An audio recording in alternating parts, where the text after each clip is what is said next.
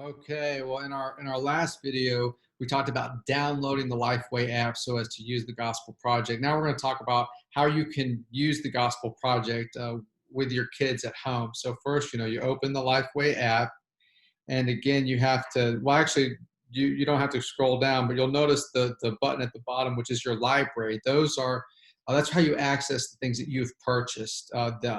The smartphone version of each volume is about 99 cents. The other ones are uh, the tablet versions are about 2.99. And I'm going to show you using volume 8. So volume 8 on the iPad.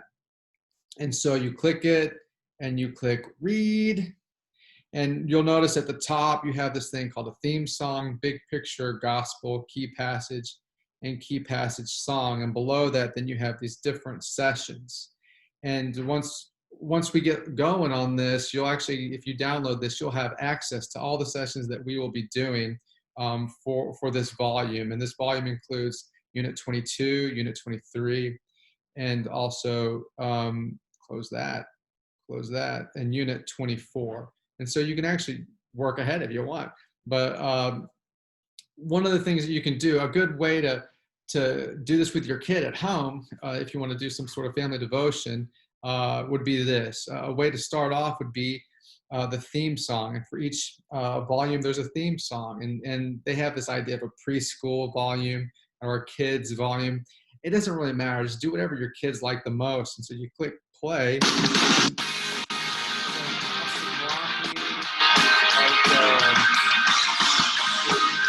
Contemporary song that's specifically for kids.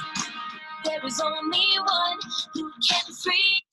So you finish that cool contemporary song, and they always have a hymn as well that goes along with it. So you click that and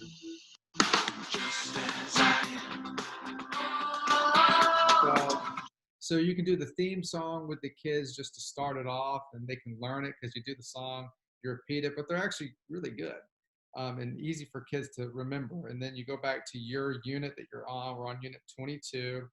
And then oftentimes after doing that theme song, you can come back to the big picture questions. But I usually skip that, but you can do the big picture questions with them. But another thing you can do that's actually easier is just to go to session 1. And in that, you have the big picture question flashcard. So we've just done the theme songs, and then you do the big picture question flashcards, which this usually covers like the whole volume, like the big key things that we want the kids to learn. And you swipe through it, and the one question is, why did God create people? God created people to love him and give him glory. And again, there's a preschool and a kids version. You just do what you think works best for your kids.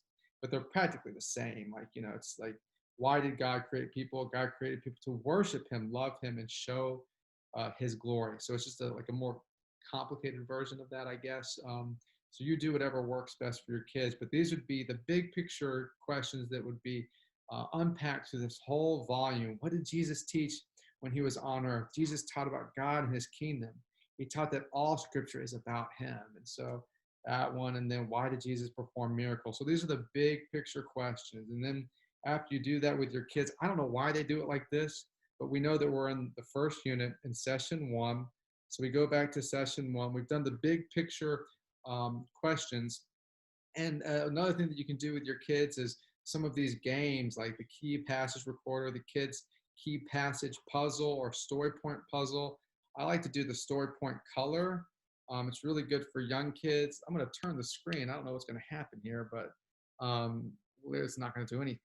But what they can do is they can uncover the key passage or the key point of the story that you're going to be doing. Oh, and there's a kids version and a preschool version. Jesus healed 10 men with a skin disease.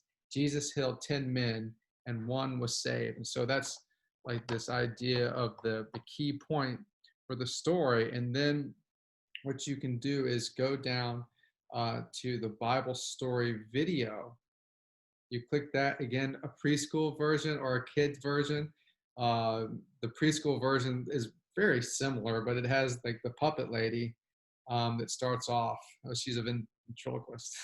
And so you watch, Hi there, I'm Megan, and I am itchy. so you watch this video, This is Jesse. Jesse, you have sore spots and you all can over make you. it, you I can make know. it full screen if you want. Oops. So you make it full screen if you want. And then after watching the video, one of the things that you can do is either do some coloring with the app, or also some family starter, like ask some questions uh, with the kids. And you can do this before the story or after the story.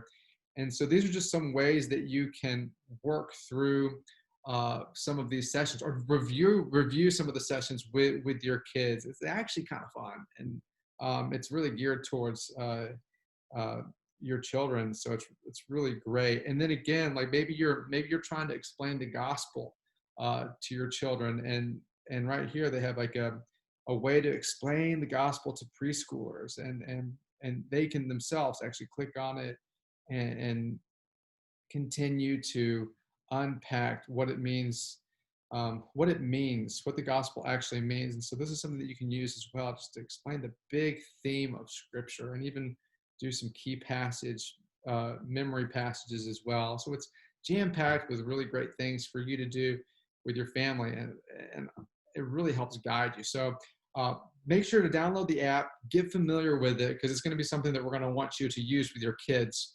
as we use the Gospel Project content to partner with you in family discipleship. All right.